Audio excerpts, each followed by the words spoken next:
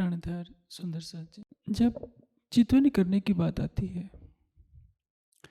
तो कुछ सुंदर साथ की प्रतिक्रिया ये होती है कि ब्रज में गोपियों ने कहाँ चितवनी की थी।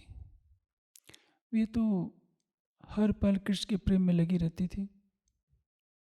जब श्री कृष्ण जी वनों में बछड़े लेकर के जाते थे, गायों को लेकर के जाते थे, तो हर पल गोपियों का चित्त उन्हीं में लगा रहता था। वे गृह के सारे कार्यों को करते हुए भी हमेशा कृष्ण से जुड़ी रहती थी। तो हम भी उठते बैठते सुपन सोवत जागृत हर पल राजी के साथ लगे रहते हैं। ये चौपाई बहुत बोली जाती है। परिक्रमा के चौथे प्रकरण की यह चौपाई है।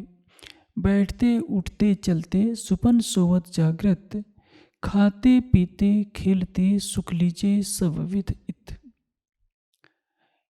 हम ब्रह्मवाणी के एक एक शब्द की यदि गहराई में निष्पक्ष हृदय से जानने का प्रयास करें तो वास्तविक सत्य कुछ अलग नजर आता है। धामधनी ने किस प्रसंग में कौन सी बात कही है, उसको अंतर्दृष्टि से देखना पड़ेगा। इस चौपाई का चौथा चरण है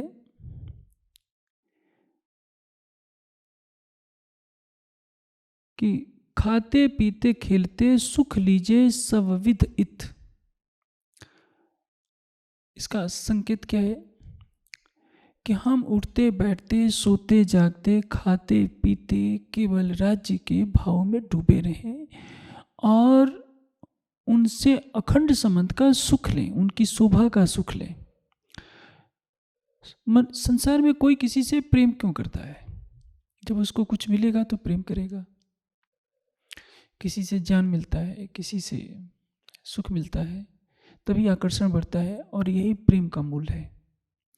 इस माया में आने के बाद हमारी आंखें बाह्य जगत को देख रही होती हैं। बाहरी आंखें अंतर्दृष्टि खुलनी होती है जब हमारा जीव विरह की कसौटी पर अपने को खरा सिद्ध कर लेता है। तो तारतम्य ज्ञान का प्रकाश जब हमारे हृदय में आता है तो हम चितवनी की तरफ मुड़ते हैं कि नहीं, इस संसार में कोई सार है तो केवल राज्य का प्रेम। आप देख रहे हैं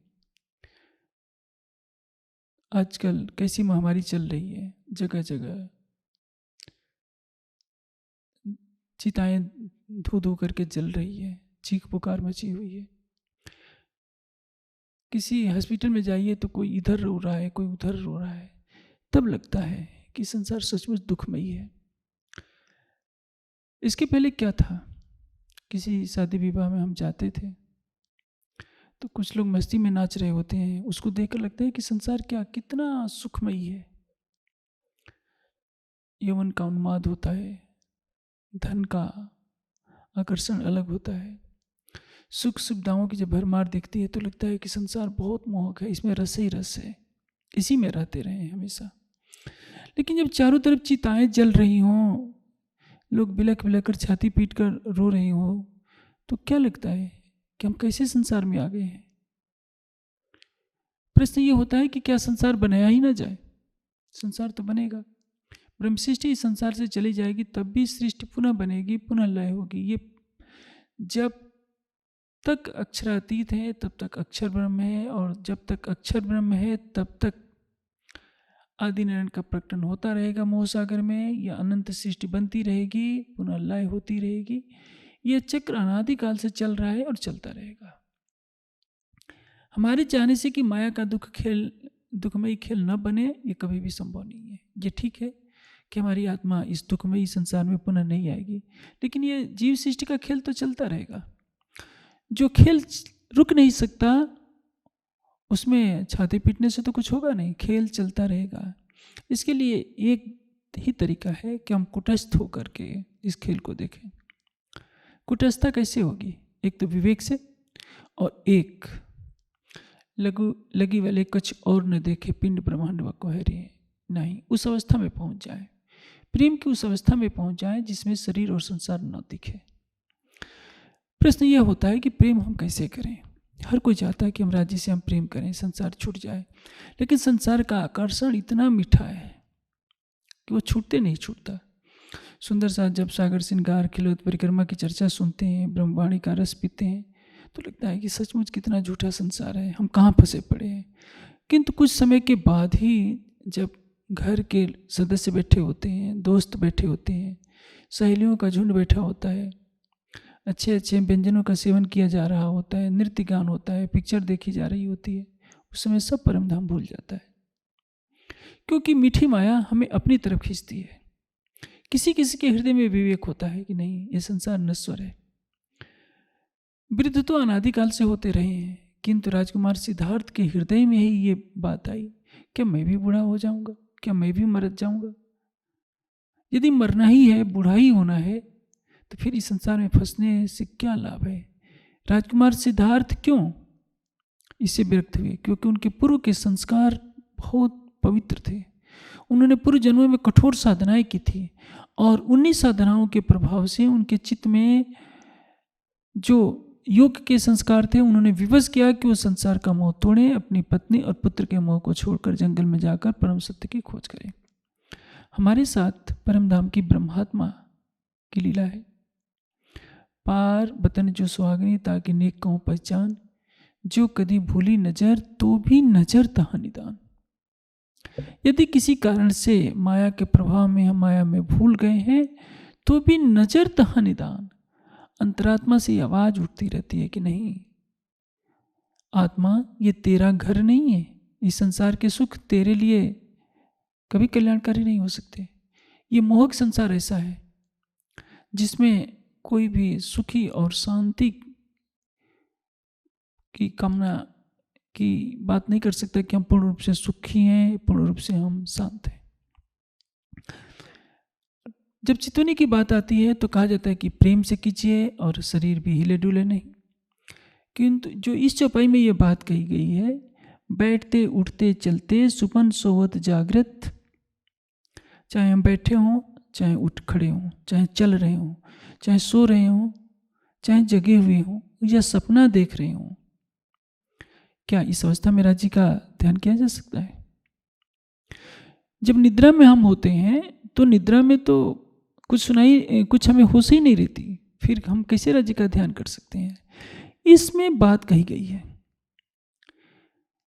इस तथ्य को हमें समझना होगा। ऐसा क्यों कहा गया है? एक पद्धति होती है उपासना की, उसको कहते हैं भावलीन योग। भावलीन योग का तात्पर्य क्या है? चैतन्य महाप्रभु को देखिए, रामकृष्ण परमहंस को देखिए। चैतन्य महाप्रभु भाव विवल होकर के नृत्य करते हैं, राधा कृष्ण के प्रेम में वो डूबे रहते हैं। उसी तरह से रामकृष्ण परमहंस की भी स्थिति है। उनके सामने कोई भजन गा दे, कोई भक्ति भाव की कोई बात कर दे, तो या तो नृत्य करने लगते हैं या अखंड समाधि में पहुंच जाते हैं कुछ देर के लिए, चाहे कुछ मिनट या कुछ घंटे। उनके मन में कोई संसार की वार्ता नहीं थी। एक स्थिति ऐसी आती है जब हम 1 घंटा ध्यान करते हैं, 2 घंटे करते हैं, 3 या 4 घंटे करते हैं, शेष जीवन में राज्य से हमारा ध्यान हटा रहता है। हम बैठकर निंदा रस में डूब जाते हैं, किसी को कटु वचन बोल देते हैं, किसी के प्रति घृणा के विकारों को हम अपने अंदर बहुत सरलता से प्रवेश करने की कोशिश करते हैं। हम कभी यह नहीं सोचते कि इससे कितनी हानि हो रही है। यह तो वैसे ही है कि जैसे कपड़े को एक तरफ से धो रहे हैं और दूसरी तरफ से उस पर कीचड़ लगा रहे हैं। चितवनी में जितनी देर तक हमारा मन राज्य के चरणों में लगा, उनके प्रेम में डूबा, उसके बाद के 20 घंटों में हमने क्या किया? यदि किसी की वार्ता करते समय हम किसी की निंदा करके खुश हो रहे हैं, किसी के प्रति घृणा के विकारों को प्रकट कर रहे हैं, किसी का अनिष्ट चिंतन कर रहे हैं और विषय विकारों में डूब जा रहे हैं कि चलो उतने देर तक तो हमने चितवनी किया, अब संसार का भी आनंद ले लें, तो ये जो विषय भोग हमने किया, किसी के प्रति राग द्वेष की बातें की, घृणा के विकारों को अपने में स्थान दे दिया, तो ये तो अमिट हो गए। पुनः इनको हटाने के लिए हमें कल और साधना करनी पड़ेगी। इसलिए ये बात ऐसे है जैसे एक कृषक अपने खेत में पानी से सिंचाई कर रहा हो, नाली में पानी जा रहा है और नाली में कई जगह यदि टूटन आ जाती है तो पानी कई जगह बह जाता है और फसल तक पहुंच नहीं पाता है। उसी तरह से यदि हम एक तरफ चितवनी करते रहें, शेष जो पूरे दिन का समय है निंदा में, घृणा में, राग द्वेष में व्यतीत करें, अपने अंदर कड़वाहट पैदा करें, तो क्या होगा? हमारी कितनी आध्यात्मिक क्षति हो रही है इसका आकलन हम नहीं कर सकते। इसलिए मनुष्य ने यह विधान बनाया है कि उठते बैठते सोते जागते, अब प्रश्न यह है कि सोते समय कैसे करें? सोने से पहले यदि आप चितवनी करके सोते हैं, मैंने कई बार कहा है, जब आप रात को सोने जाइए तो कितना भी थके हों, 5 मिनट तो आप अपने प्राणेश्वर को अपने हृदय मंदिर में देख सकते हैं। यदि आप थके न हों तो 1 घंटा ध्यान कर लीजिए, कुछ कम थके हों तो आधे घंटे कर लीजिए, बहुत ज़्यादा थके हैं तो 5 मिनट में, बैठने की सामर्थ्य नहीं है तो लेटे लेटे भी पहले राज्य को अपने हृदय मंदिर में देखिए और उसके बाद सो जाइए। इन बंद आँखों को खोलिए नहीं, किसी और को न देखिए। तो देखिए, आपने रात्रि में, संभव है गहरी निद्रा में आप पड़े होंगे, आपके अचेतन में तो राज्य श्यामा जी ही रहेंगे। यदि निद्रा कच्ची रहेगी, स्वप्न की स्थिति होगी, तो भी राज्य का ध्यान करके सोए हैं तो सपने में राज्य ही आएंगे। आप 2-3 घंटे ध्यान किए और गंदी पिक्चर देखिए रात के सोते समय, या किसी की निंदा करके सोए, किसी से झगड़ा करके सोए, तो आपके अचेतन में क्या रहेगा? वही माया के संस्कार बसे रहेंगे। परिणाम क्या होगा? आपकी आध्यात्मिक प्रगति रुक जाया करेगी। इसलिए ये बहुत बड़ी महौषधि है भावलीनता की साधना करना, कि हमारे मन में संसार की वार्ता कभी आए ही नहीं। मैं ये नहीं कहता कि आप सबसे मुंह फेर लीजिए, राज्य देश की चिंता मत कीजिए, समाज की चिंता न कीजिए, आप कीजिए, लेकिन समाज के सुधार की चिंता कीजिए, राष्ट्र की उन्नति के लिए क्या करना है आप इसकी चिंता कीजिए। आप किसी व्यक्ति को लक्ष्य करके घृणा की बातें न कीजिए कि वह व्यक्ति ऐसा है, उस व्यक्ति में ऐसे दोष हैं, केवल एक मैं अच्छा हूँ, ऐसा करेंगे तो क्या होगा? नुकसान आपका होगा। सबसे ज़्यादा नुकसान आप अपना कर रहे हैं। किसी की निंदा करके आप उसका अहित तो कर रहे हैं, लेकिन उससे कई गुना अहित आप कर रहे हैं यदि आप अध्यात्म पथ के पथिक हैं तो। क्योंकि बुराई करते करते आपके अंदर वही बुराई के संस्कार घुस जा रहे हैं जिसको आप चितवनी में हटाने का प्रयास करते हैं। अब संस्कार का तात्पर्य क्या होता है? कर्मस्य बीजः इति संस्कारः। संस्कार का तात्पर्य वे किए हुए कार्य का बीज। आपने पूर्व जन्म में शराब पी है तो इस जन्म में आपके चित्त के अंदर वो संस्कार बना हुआ है कि शराब पी जाती है। जैसे गाय है, गाय ने अपने जीवन में कभी मांस नहीं खाया तो इस योनि में उसके चित्त में मांस खाने का संस्कार नहीं रहेगा। भले ही इसके पूर्व किसी हिंसक प्राणी की योनि में जब उसका जीव रहा होगा तो उसका संस्कार चल रहा होगा, लेकिन वो दबा हुआ है। उसी तरह से इस तन में जब हमें तारतम्य वाणी का प्रकाश मिल गया है तो हमें आंख मूंद कर एक बात माननी होगी, चाहे हम उठ रहे हों, बैठ रहे हों, चल रहे हों, सो रहे हों या जगे हुए हों, भोजन कर रहे हों, जल पी रहे हों या क्रीड़ा कर रहे हों, हमारे अंदर एक भावना होनी चाहिए युगल स्वरूप की, अखंड भावना। जैसे ब्रज की गोपियों ने किया था। ब्रज की गोपियों के साथ एक स्थिति ये थी कि उस समय उन्हें परम धाम का ध्यान नहीं करना था। उनके आराध्य, उनके प्राणेश्वर श्री कृष्ण जी के तन में विराजमान होकर लीला कर रहे हैं और उसी तन से मूल संबंध के कारण सबको प्रेम था। और गोपियों के अंदर जो परम धाम की ब्रह्मात्माएं थी उस तन में अपने प्राणेश्वर को पाकर मूल संबंध के कारण, भले ही वे नींद में थी, उनको पहचान नहीं थी कि इनमें हमारा आराध्य अवस्था है, फिर भी वो प्रेम करती थी। यद्यपि उनके पारिवारिक संबंध भी थे, घर में सास भी है, ससुर भी है, देवर भी है, जेठ भी है, पति भी है, बच्चे भी हैं, किंतु उनका आंतरिक प्रेम केवल कृष्ण के लिए था, वो परम धाम से था। माया की नींद पूरी है, किंतु जो प्रेम है अखंड संबंध के कारण है। अब इस जागने के ब्रह्मांड में स्थिति दूसरी है।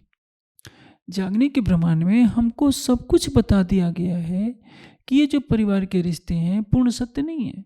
दिखने में लग रहे हैं कि सत्य हैं, पति पत्नी का, भाई बहन का, पिता पुत्र का, सब कुछ लग रहा है कि हमारे हैं, लेकिन वास्तव में ये हमारे नहीं है। एक एक करके सब हमसे बिछुड़ जाने वाले हैं। हम चाहें चाहे न चाहें, हम रोएं कि राजी ऐसा न करो, तो क्या होगा? जो संसार है वो तो अपने विधि विधान से चलेगा।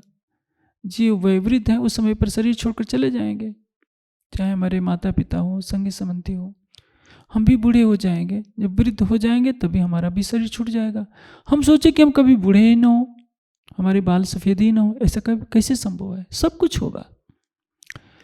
किंतु यदि हमारी अंतर्दृष्टि अपने परम धाम की तरफ लगी रहती है, तो संसार में रहते हुए भी हम संसार से अलग रहेंगे। क्या बुद्ध वृद्ध नहीं हुए? क्या बुद्ध को मृत्यु का आलिंगन नहीं करना पड़ा? सब कुछ करना पड़ा, लेकिन उनका विवेक जागृत है। अब वो बुद्ध हो चुके हैं, राजकुमार सिद्धार्थ नहीं रहे। वो ज्ञान के प्रकाश में देख रहे हैं कि शरीर है, मैं शरीर से भिन्न हूँ, मेरा शरीर तो वृद्ध हो रहा है। मृत्यु क्या है? इस शरीर को मैं त्याग कर महानिर्वाण की अवस्था को मैं प्राप्त कर लूँगा, अखंड आनंद में रहूँगा, कोई मोह नहीं है। लेकिन जब तक वो ज्ञान की अवस्था नहीं आती है, तब तक शरीर के छूटने का भय है, बुढ़ापे का भय है, संगे संबंधियों से अलग होने का भय है। और यही भय, राग, द्वेष, लोभ ही तो सारे दुखों के कारण है। शुद्ध ज्ञान की अवस्था में कुटस्थ अवस्था प्राप्त हो जाती है, प्रेम की अवस्था में वो दिव्य अवस्था प्राप्त हो जाती है। राजी ने तारतम्य ज्ञान के माध्यम से हमें ज्ञान का अखंड भंडार तो दे दिया है। हम पढ़ते भी हैं, किंतु आत्मसात न होने के कारण कहीं ना कहीं हम दुख के बादलों में भटकते रहते हैं। हम सोचते हैं कि ये संसार दुखमय है, तो हम कैसे गुजारा करें। हम अन्य संसारिक प्राणियों की तरह से हम भी दुखी होते रहते हैं। उससे बचाने के लिए राज्य ने मूल संबंध और मूल स्वरूप की याद देने के लिए ये बात कही है। उठते बैठते, सोते जागते, खाते पीते क्या करना है? सुख लीजिए सब विद इत। हमें सुख लेना है। सुख कैसे मिलेगा? हम यह सोचें कि हम ये शरीर नहीं है, ये शरीर तो मायावी है, माया का बना है। इस शरीर के अंदर जीव पर हमारी आत्मा परात्म का श्रृंगार लेकर बैठी है, और उस आत्म भाव से परात्म के श्रृंगार में हमें मूल मिलावे में ध्यान करना है। ध्यान तो बाद में होगा, पहले प्रेम चाहिए, क्योंकि वाणी कहती है कि ले आओ प्यार करो दीदार। बिना प्रेम के दर्शन नहीं हो सकता। प्रेम है तो दर्शन होगा। अब प्रश्न यह है, ये प्रकरण है सूरत इश्क पैदा होने की। प्रेम कैसे पैदा हो? इस प्रकरण की पहली ही चौपाई है, तुमको इश्क उपजावने करूं सो अब उपाय, पूर चलाऊं प्रेम को जो यही में छाक छक पक्का है। राजी कह रहे हैं कि परम धाम की आत्माओं, मैं तुम्हारे लिए प्रेम कैसे पैदा हो, अब वो उपाय बता रहा हूँ। तुम्हारे अंदर प्रेम के पूर चलाना है मुझे, ताकि तुम तृप्त हो जाओ। मेरा प्रेम पाकर, मेरी शोभा में डूबकर, अपने हृदय धाम में मुझे बसाकर तुम इतने तृप्त हो जाओ कि ये संसार तुम्हें लगे ही नहीं कि संसार कुछ है।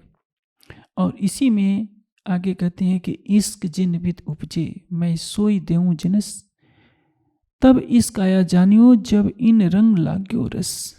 कितनी बड़ी बात कहती कि कैसे तुम्हारे अंदर प्रेम आया है, जब इन रंग लाग्यो रस। परम धाम के आनंद में जब हम डूब जाएं, तब समझना चाहिए कि हमारे अंदर राजी का प्रेम आ गया है। अभी तो क्या है, हम केवल थोड़े नाच कूद लेते हैं, कुछ थोड़ी देर आंखें बंद कर लेते हैं, तो सबको सुनाते फिरते हैं। आपको पता है हमें राज्य से इश्क हो गया है। इस पर कुछ सुंदर सात्विक भजन भी बना लिया, फिल्मी गीतों को आधार लेकर के हमें इश्क हो गया, हमें इश्क हो गया, और कूदते हैं कंगारुओं की तरह से। वो इश्क नहीं है। यदि इश्क हो गया तब तो आपको संसार दिखेगा नहीं। इश्क को ये लक्षण जो नैनो पलक न ले। आपकी अंतर्दृष्टि मूल मिलावे को, राजी श्यामा जी को देखना छोड़कर संसार की तरफ देखना ही नहीं चाहेगी। फिर अब संसार में क्यों भटकते रहते हैं? इस प्रकरण में तो ये बताया गया है कि सुख लीजिए सब विदित। यदि आप भावलीनता में डूबते हैं, भावों में, जैसे कि मैंने कहा,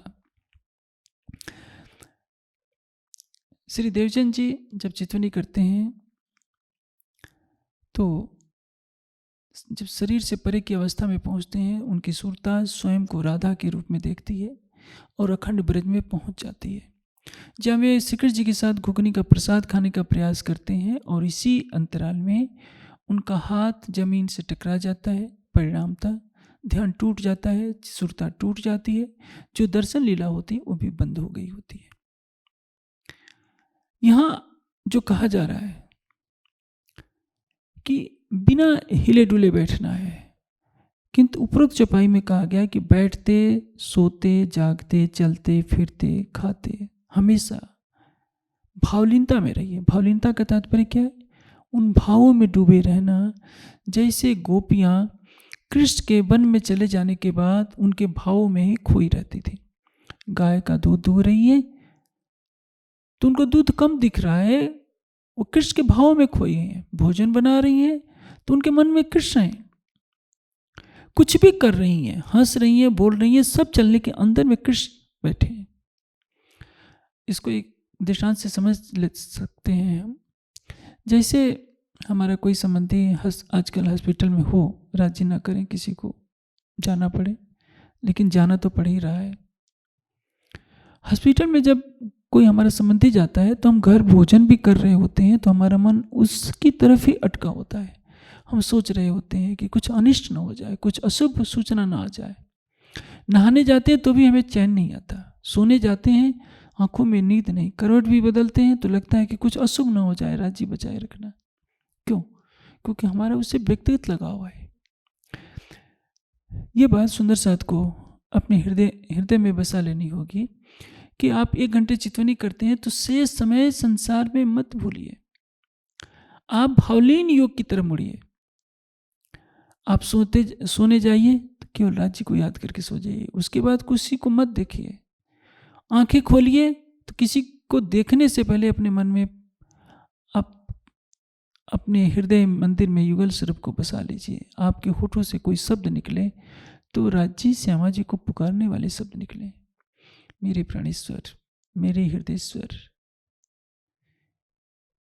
मेरे धाम हृदय में आइए। आप उठते ही किसी पर चीखना शुरू मत कर दीजिए, किसी की निंदा न शुरू कर दीजिए। आप सारे घर में तूफान मचा देंगे अपने कटु वचनों से तो क्या होगा? इसका सबसे दुष्परिणाम आपको भोगना पड़ता है।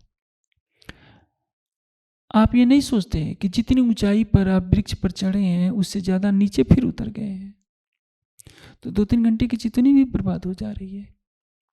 आप हर पल अपने को प्रेममयी बनाइए, उठते बैठते सोते जागते। गोपियों ने जो किया, जो रामकृष्ण परमहंस ने किया, जो चैतन्य महाप्रभु ने किया, उस भावलीन योग में अपने को डुबा दीजिए कि हम परम धाम के 25 पक्षों में घूम रहे हैं। आप सोचिए, जब आप अपने किसी संबंधी के साथ, मित्र हो, भाई हो, बहन हो, पति हो, पत्नी हो, किसी सुंदर स्थान पर गए होते हैं तो उसकी स्मृतियां आपके हृदय में बसी होती हैं। तो क्या आपकी स्मृति अब वो कार्य नहीं कर रही है? कुछ वर्ष पूर्व राधा सीरियल दिखाया गया था। उसमें एक बहुत ऊंची बात दिखाई गई थी कि राधा को अपनी स्मृति नहीं है कि मैं गोलोक की हूँ। आप उसे अपने ऊपर घटित कीजिए। आपको भी तो ये स्मृति यह नहीं रह गई है कि आप यमुना जी में राजी के साथ जल क्रीड़ा करते थे। आपको यह स्मृति नहीं है कि फूलबाग, नूरबाग में आप उनके साथ टहलते थे, पश्चिम के चौगान में आप उनके साथ खेलते थे, हौज कौसर के टापू महल की आकाशी पर आप उनके साथ क्रीड़ा करते हैं, या माणिक पहाड़ के झूलों में आप उनके साथ झूला झूलते हैं। ये सारी बातें आपकी स्मृतियों में नहीं है। आपकी स्मृति में ये संसार है, क्योंकि ये संसार स्वप्न में ही है और आपको ये पता भी नहीं है कि आपके परम धाम के हैं। आपका सारा विश्वास समाप्त हो चुका है क्योंकि स्मृति में कुछ है ही नहीं। जैसे ब्रज में सभी गोपियां राधा सहित जिसमें श्यामा जी की आत्मा है, परम धाम की स्मृति को भुला बैठी है। इस जागनी ब्रह्मांड में आपकी उस स्मृति को तरोताजा करने के लिए तो सागर है, श्रृंगार है, परिक्रमा है, और इसका अनुशीलन कर आप परम धाम के 25 पक्षों में हर पल राज्य के साथ आप अपने को आत्मसात कीजिए। आप राज्य को एक देवता क्यों बना बैठे हैं? राज्य श्यामा जी को कोई देवी देवता मत बनाइए कि साष्टांग मत्था टेकना है, ये चढ़ाना है, बागे चढ़ाने हैं। ये तो देवी देवताओं की उपासना है। आप अपना हृदय क्यों नहीं दे देते? 1 लाख का बागा चढ़ाने से अच्छा है आप अपना हृदय ही सारा दे दीजिए उनको, और अपना हृदय उन्हें सौंप कर उठते बैठते सोते जागते उनके मुखारबिंद की शोभा को निहारा कीजिए। यदि आप ऐसा कर लेते हैं तो आपके लिए एक अलग मस्ती रहेगी।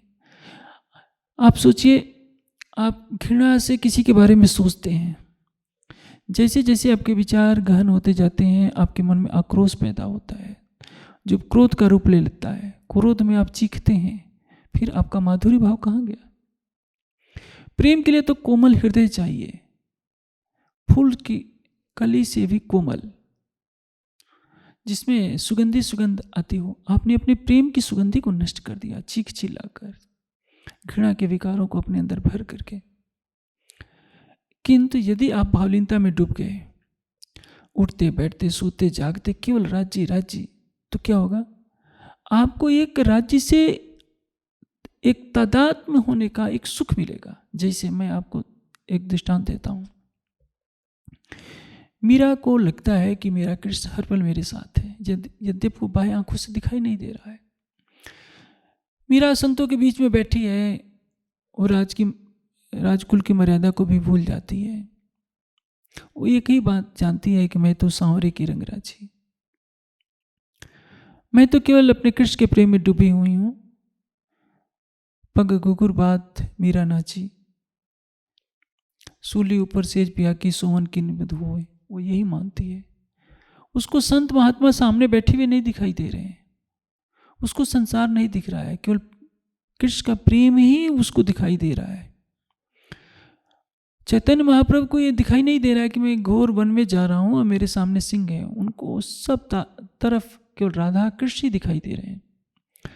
इन महापुरुषों ने हमारे लिए एक चुनौती खड़ी कर दी है कि हमारे पास तारतम्य ज्ञान का प्रकाश नहीं। हम भावलीनता में इतने डूब जाते हैं। परम धाम के ब्रह्मणियों, आप लोग तो परम धाम से साक्षात आए हो। सागर श्रृंगार खिलवत परिक्रमा की एक एक चौपाई में डूबने वाले हो, और आप लोग बैठ बैठ कर निंदा रस में इतने डूब जाते हैं। दूसरे को छोटा बनाना, अपने को बड़ा कहना, चीखना चिल्लाना, क्या यही आपका कर्तव्य है? आप अनमोल समय को किधर गंवा रहे हो? आपकी उम्र तो बीती जा रही है। यदि हमें ये ज्ञान मिल जाता तो हम आपको बता देते कि प्रेम में कैसे डूबा जाता है। आप सोचिए, जो बड़े बड़े हठ योगी होते हैं, एक बार के आसन लगाए हुए 10-10 घंटे बैठ लेते हैं, और हम सुंदर साथ 1 घंटे में 2 घंटे में कहते हैं कि दर्द हो रहा है, अब नहीं बैठा जाता। आखिर हम ही तो हैं जो पिक्चर 3 घंटे बैठ कर लगातार देख सकते हैं, 3 घंटे बैठकर लगातार दूसरे की निंदा कर सकते हैं। लड़ने झगड़ने के लिए हमारे पास कहाँ से शक्ति आ जाती है? राधा स्वामियों को देखिए, लाखों लोग उनमें ध्यान कर रहे हैं, और हमारा सुंदर साथ केवल नवधा भक्ति में डूबा जा रहा है। वो नहीं सोच रहा है कि हमें क्या करना होगा। आप उन ऋषि मुनियों को देखिए जो एक एक बार की समाधि लगाए कई कई दिन बैठे रहते थे। हम सुंदर साथ के लिए तो कहा जा रहा है कि 1 घंटे भी बिना हिले डुले बैठने का अभ्यास कीजिए। और यदि ये कहा जाए कि चितवनी करने के लिए कहाँ लिखा है, तो ज्ञानपीठ से एक ग्रंथ का प्रकाशन किया गया है जिसमें रात से लेकर क़यामत नमा तक सारी चौपाइयाँ दी गई हैं, जिसमें ये बात दर्शाई गई है कि चितवनी की महत्ता क्या है। अभी तक में एक चौपाई पढ़ते हैं, तहाँ चितवनी धाम की करत है सबको। सतगुरु धन सिद्धेव जी के अंतर ध्यान होने के पश्चात सब सुंदर साथ चितवनी में लग जाते हैं। सदगुरु धनीशदेव चंद जी भी सब सुंदर साथ को चितवनी करते हैं। चितवनी तो हमारा हार है कि यहीं बैठे बैठे हम राज्य के नख से सिख तक की शोभा में स्वयं को डुबो दें, लेकिन उसके पहले प्रेम आने के लिए, क्योंकि प्रेम मिल होगा तभी हम चितवनी करेंगे, और प्रेम आने के लिए भावलीनता की साधना करनी जरूरी है। और उसके लिए आवश्यक है कि सागर श्रृंगार और परिक्रमा के ज्ञान को लेकर हम उठते बैठते सोते जागते उन्हीं भावों में डूबने का प्रयास करें, ताकि संसार के जो बुरे संस्कार हैं, बुरे विचार हैं, हमारे अंदर घर न कर नहीं पाए। किंतु इसी को हम सर्वोपरि न मान लें। यदि हम इसी को सब कुछ मान करके बैठ गए कि नहीं अब हमें सब कुछ मिल गया है, तो ये हमारा भ्रम है। यदि भावलीनता की साधना हो जाती है तब हमें चितवनी में डूबना पड़ेगा। तभी आगे की चौपाई में यह बात कही गई है, ए बल जब तुम किया तब अलबत्त बल सुखधाम, अरस परस जब यो हुआ तब सुखदेवे श्यामा श्याम। एह बल जब तुम किया, कहा से क्या है, जब हम भावलीनता में अपने को डुबो लिए, उठते बैठते सोते जागते हर पल राज्य के साथ एकात्म भाव में डूब गए। जैसे हम स्नान कर रहे हैं तो भाव करें कि हम भी यमुना जी में राज्य के साथ स्नान कर रहे हैं। भोजन करते समय याद आए कि राज्य के साथ हम भोजन कर रहे हैं हर पल। अष्टपहर में ऐसा मत समझिए कि जो परिक्रमा में लिखा गया है सचमुच में वैसा ही होता है।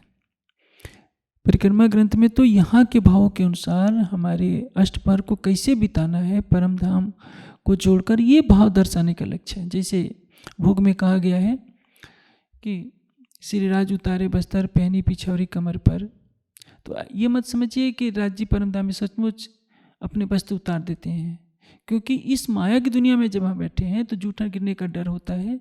तो धार्मिक क्षेत्र में परंपरा रही है अपने सारे वस्त्र उतार देने की। कर्मकांडी लोग प्राय ऐसे उतार देते हैं। उस जब वाणी का अवतरण हो रहा था उस समय परंपरा ही थी कि हल्के वस्त्र पहनकर ही भोजन किए जाते थे। तो उसी बात को हम परम धाम में घटित नहीं कर सकते। हाँ, लीला के लिए वो बात कही गई है। अब भोजन के पश्चात राज्य को पान बीड़ा रुगाया जाता है, तो राजा महाराजा आज से 300 वर्ष ये सब करते थे। उसी भावों के अनुसार वर्णन किया गया है कि भोजन के पश्चात राज्य को भी पाना रुकाया जाता है। सचमुच क्या, जो सच्चिदानंद परब्रह्म है वो पान के सेवन के लिए बाध्य नहीं है, लेकिन इस दुनिया में राज्य के साथ 24 घंटे कैसे बिताने हैं, यहाँ के भावों के अनुसार परम धाम की लीला को दर्शाया गया है। ऐसा उद्देश्य क्या है कि हम किसी भी तरह से एक पल भी अपने को राज्य से अलग न करें। यदि हम ऐसा कर लेते हैं, ऐसे भावों में डूब जाते हैं, तो राज्य से हमारा ऐसा प्रेम हो जाएगा कि उनके बिना रहा नहीं जाएगा। जैसे मीरा का हाल था। मीरा हर पल अपने को कृष्ण के समीप अनुभव करती थी, रसखान हर पल अनुभव करते थे, वही प्रेम में परिणित हो गया। जब ये होगा तो स्वाभाविक है कि सुंदर साथ चितवनी में लगने के लिए बाध्य हो जाएगा। और जब चितवनी में बैठेंगे तो हमें तो शांत होकर के बैठना पड़ेगा। यदि उस चितवनी में हिलना डुलना रहता है तो चितवनी नहीं है। शरीर का आभास होता है तो चितवनी नहीं है। चितवनी का तात्पर्य ही है कि हमारी आत्मा परात्मा का श्रृंगार सजकर मूल मिलावे में जाए और अपने मूल मिलावे के संपूर्ण दृश्य को अपने धाम हृदय में देखे, क्योंकि हमारा धाम हृदय ही अक्षरातीत का परम धाम है। इन्हीं बातों को आगे की चौपाइयों में बताया गया है, क्योंकि आगे कहते हैं कि फेर फेर स्वरूप जो निरखिए, फेर फेर भूखन श्रृंगार, फेर फेर मिलावा मूल का, फेर फेर देखो मनवार। हमें बार बार ये प्रसंग क्या है, चितवनी का है। चितवनी अलग है और भावलीनता अलग है। जब हम चितवनी में बैठते हैं तो फेर फेर स्वरूप जो निरखिए, फेर फेर भूखन श्रृंगार, राज्य श्यामा जी के नख से सिख तक स्वरूप की शोभा को और वस्त्रों आभूषणों की शोभा को देखना है। पहले हमने भावलीनता की कि 24 घंटे में हमारे अंदर किसी के प्रति ईर्ष्या, द्वेष, घृणा, वैर के विकार न रह जाएं, काम, क्रोध, मद, लोभ, जो किसी न किसी कारण से हमारा जीव जो पूर्व जन्म के संस्कारों से ग्रसित है, हम विषय भोग में भी फंस जाते हैं, तो चितवनी में भी वो संस्कार हमें बाधित ना करें। यदि हम किसी से झगड़ा कर बैठते हैं, चितवनी में उसके बाद बैठते हैं, तो उसके विचार आने लगते हैं, उनसे हम बचे कैसे? इसलिए भावलीनता की बात कही गई है। और उस भावलीनता से जब हम चितवनी में बैठेंगे तो मन स्वाभाविक रूप से भागेगा, क्योंकि जिस मन को आज तक हौज कोसर के बारे में कोई जानकारी नहीं, पुखराज के बारे में, रंगमहल के बारे में, राज्य के होठों के बारे में, गालों के बारे में, हृदय कमल के बारे में, चरण कमल के बारे में कुछ मालूम ना हो, उसको कहा जाए कि तुम ये देखो, तो कहाँ से देखेगा? अब बताइए, खारे जल की मछली को दूध में डालेंगे तो उससे अच्छा थोड़े लगेगा। बगुले को दूध दे दीजिए तो उसको लगेगा कि मुझे कहाँ रख दिया गया है। बगुला तो गंदा जल ही पसंद करेगा और कीड़े मकोड़े ही खाना चाहेगा। केवल हंस ही चाहेगा कि मेरे सामने गंदा जल ना रखा जाए, बल्कि दूध रखा जाए।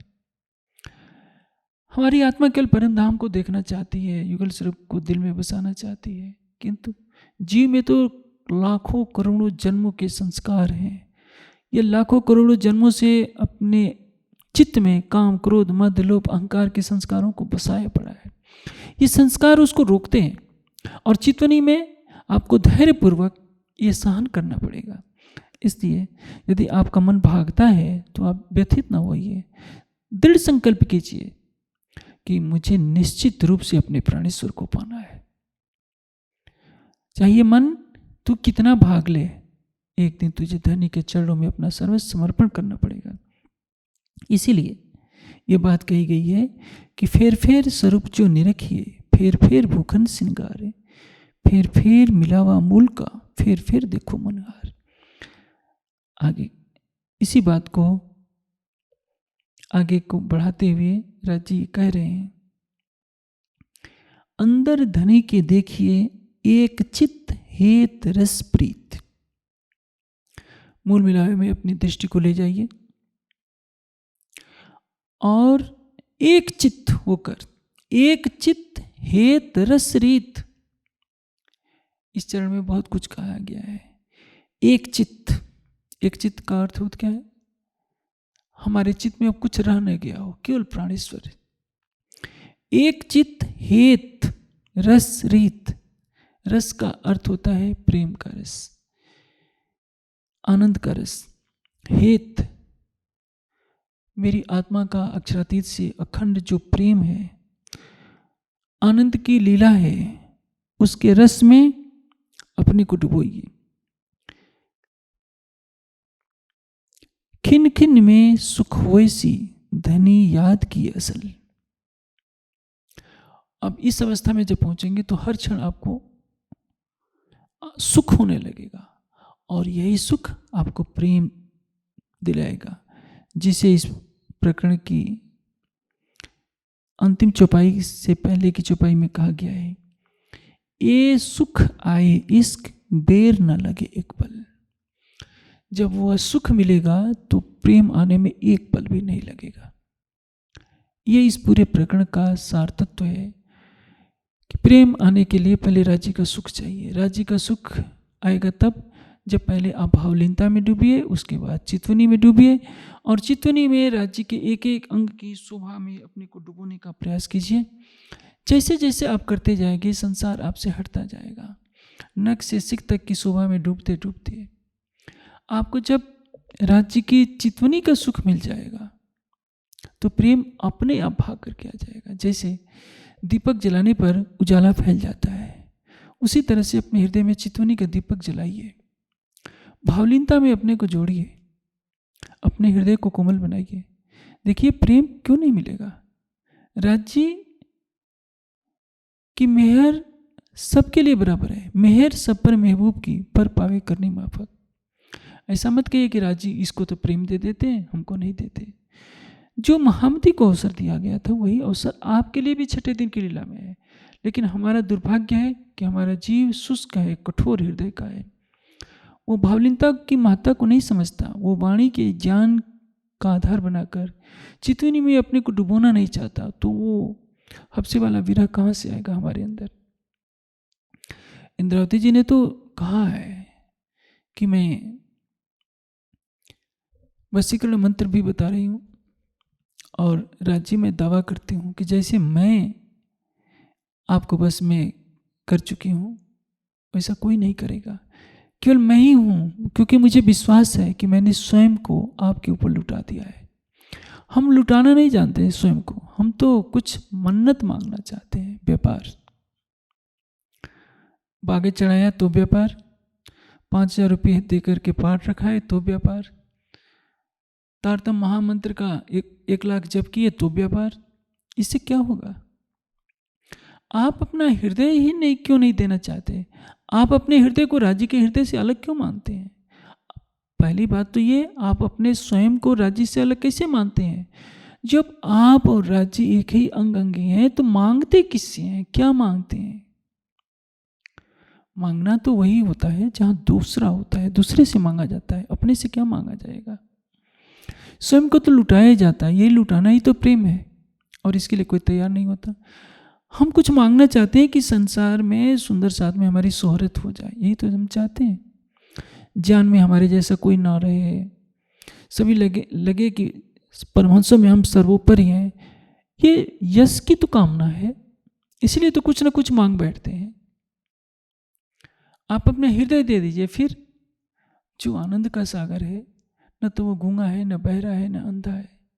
आप जितना सोच सकते हैं उससे ज़्यादा उसकी अंतर्दृष्टि देख रही है कि कल को क्या होना है, वो स्वयं करेगा, क्योंकि वो आपका प्राणेश्वर है और आप स्वयं उसकी प्राणेश्वरी आत्मा है।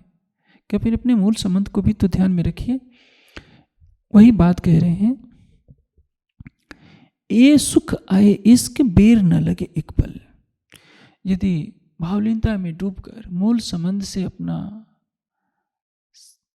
भाव रखकर हम चितवनी करते हैं, तो चितवनी के उन पलों में वहाँ की शोभा, वहाँ की लीला को आत्मसात करते करते जब सुख आएगा तो प्रेम आएगा, और प्रेम के जब आंसू आएंगे, प्रेम के रस में हमारी आत्मा डूबेगी, तो उसी पल राज्य का दीदार हो जाएगा।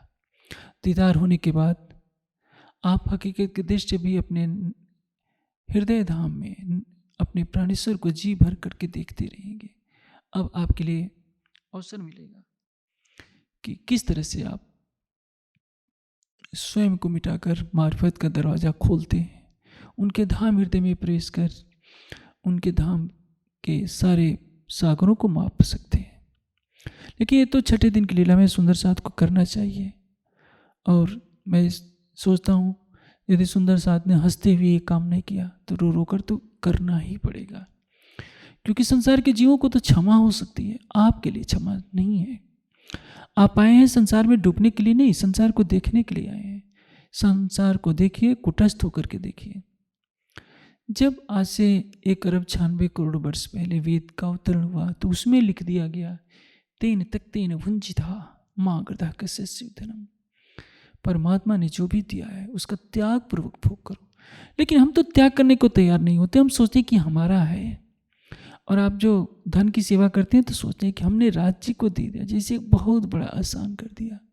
आपके पास 1 करोड़ रुपये होते हैं, राज्य के नाम पर 1,00,000 देते हैं, तो क्या भाव होता है? जैसे कि आप धन के मालिक हो गए हैं और सर्वशक्तिमान को आप 1,00,000 दे करके बहुत बड़ा एहसान कर रहे हैं। आप भूल जाते हैं कि जिस पृथ्वी पर कितने टनों सोना होगा, हीरे मोती होंगे, ऐसी अनंत पृथ्वियाँ उस अक्षरातीत के सतअंग के इशारे से पल में बनती हैं और लय को प्राप्त हो जाती हैं। इस पृथ्वी का अस्तित्व तो समुद्र में एक बुलबुले के समान भी नहीं है, और उसमें हमारा तन पैदा हुआ है। हम राज्य के लिए कुछ सेवा करते हैं, चाहे धन की सेवा हो, तन की सेवा हो, तो अहंग लेकर के बैठ जाते हैं। सुंदर साथ, ये बहुत बड़ी भूल है। आप जो भी कर रहे हैं अपना सौभाग्य समझिए कि आपको सेवा का अवसर मिल रहा है। आपका तन, आपका मन, आपका धन वस्तुतः आपका नहीं है। इसे अपने प्राणेश्वर को दीजिए, ब्रह्मवाणी को फैलाइए, सबके हृदय में उस प्राणवल्लभ की शोभा को बसाइए, और इसके लिए आवश्यक है कि सुंदर साथ नवधा भक्ति का मार्ग छोड़ें और सागर श्रृंगार परिक्रमा का आधार लेकर भावलीनता से अपने को जोड़े, भावलीनता की साधना करके पुनः चितवनी के पद पर अग्रसर हो, नख से सिक तक युगल स्वरूप की शोभा को हृदय में आत्मसात करे तो निश्चित है कि उसके हृदय में प्रेम आएगा। लाओ प्यार करो दीदार का कथन यहाँ पूर्ण होगा। बिना प्रेम के चितवनी से आपको दर्शन नहीं हो सकता। यदि आपका हृदय कठोर बना हुआ है, घृणा के भाव से भरा हुआ है, राग द्वेष के भाव से भरा हुआ है, तो कैसे आपके हृदय में प्रीतम की छवि बसेगी? प्रेम लाइए। प्रेम कहाँ मिलेगा? चितवनी से। चितवनी से पहले आप भावलीनता में डूबिए। जैसे गोपियाँ कृष्ण को हर पल अपने साथ अनुभव करती थी, आप भी राज्य को अपने साथ हर पल अनुभव कीजिए। आप दूरी क्यों बनाए हैं? आप भय की दीवार को हटा दीजिए। आप देखिए, जब आप अपने ऑफिस में बैठते हैं तो एक आपका अधीनस्थ कर्मचारी डरता कांपता आता है कि साहब बैठे हैं, पता नहीं निकाल कब दें। लेकिन आपका बच्चा आपके सामने आता है तो दौड़ते हुए आता है, आपसे गले लिपट जाता है, भले ही वह धूल से भरा हो, क्योंकि वो आपसे प्रेम करता है, उसको आपसे भय नहीं होता। उसी तरह से आप कर्मचारी न बनिए, आप तो अक्षरातीत की अर्धांगिनी है। आप उससे प्रेम कीजिए, भयभीत होने की कोई आवश्यकता नहीं है। आप जीव भाव की दृष्टि हटाइए, अपने अंदर आत्मभाव पैदा कीजिए और उन्हीं भाव में राज्य से प्रेम कीजिए। आप मंत्र जपने के लिए नहीं आए हैं, कर्मकांड में फंसने के लिए नहीं आए हैं। आप अपने प्राणेश्वर को प्रेम की दृष्टि से देखिए और चितवनी में संलग्न हो जाइए। इस प्रकरण की अंतिम चौपाई सब कुछ कह देती है। मैं जो दई तुम्हें सिखापन, ये कौन कह रहा है? महामती जी के द्वारा कहलवाया जा रहा है। मैं जो दई तुम्हें सिखापन, सो लीजो दिल दे। आप दिल देकर मेरी इस सिखापन को ग्रहण कीजिए। श्री महामत कहें ब्रह्मशिष्ट को, सखी जीवन हमारा है। यह बात किससे कही जा रही है? मात्र ब्रह्मशिष्टियों से, क्योंकि वही प्रेम लेना चाहेंगी और उस प्रेम को लेने के लिए उन्हें सागर श्रृंगार परिक्रमा में डूबना पड़ेगा, भावलीनता से अपने को जोड़ना पड़ेगा और अपने हृदय में प्रेम लाना पड़ेगा। वही प्रेम उनको प्राणेश्वर से मिलाएगा। किसी भी कर्मकांड से, मंत्र जप से, पाठ से प्रीतम से मिलन नहीं होगा। मिलन होगा प्रेम के द्वारा। वह प्रेम आएगा चितवनी के द्वारा। चितवनी से पूर्व आपको भावलीनता में डूबना पड़ेगा और भावलीनता तभी आएगी जब आप एकात्म भावना में डूबेंगे कि हम और राज्य अनादिकाल से परमधाम में रहते आए हैं, हम उनके अंग अंगी हैं, हम उनके हृदय हैं और सबके हृदय के मूल वही हैं। हमारे प्रेम के मूल वही हैं, आनंद के मूल वही हैं। और सच तो ये है कि मार्फत के दृष्टि से हम और वो एक ही हैं। इस संसार में लीला रूप में हम स्वयं को अलग के रूप में देख रहे हैं। जब इन भावों के साथ हम एक हो जाएंगे, जैसे कि अभी मैंने आपको एक दृष्टांत दिया था कि धूल में लिपटा हुआ बच्चा अपनी जब माँ या पिता को देखता है तो ये नहीं देखता कि मेरे गंदे धूल जो मेरे कपड़े पर लगी है मेरे माता पिता को भी लग जाएगी, क्योंकि उसका संबंध तो हृदय से है। वो दौड़ते हुए लिपट जाता है। माता पिता भी उसको दुत्कारते नहीं कि मेरा कपड़ा गंदा कर दिया तूने, वो भी सोचते हैं कि चलो कपड़ा ही तो गंदा होगा, अपना ही तो हृदय का टुकड़ा इसको गले से लगा लेते हैं।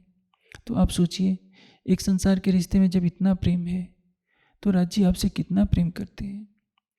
वो तो कहते हैं कि तुम एक कदम चलो, मैं 1000 कदम तुम्हारे साथ चलने के लिए तैयार हूँ। तुम मेरी तरफ चल कर आओगे तो मैं दौड़ करके आऊँगा। लेकिन हम सुंदर साथ को राज्य के इन कथनों पर विश्वास नहीं होता है।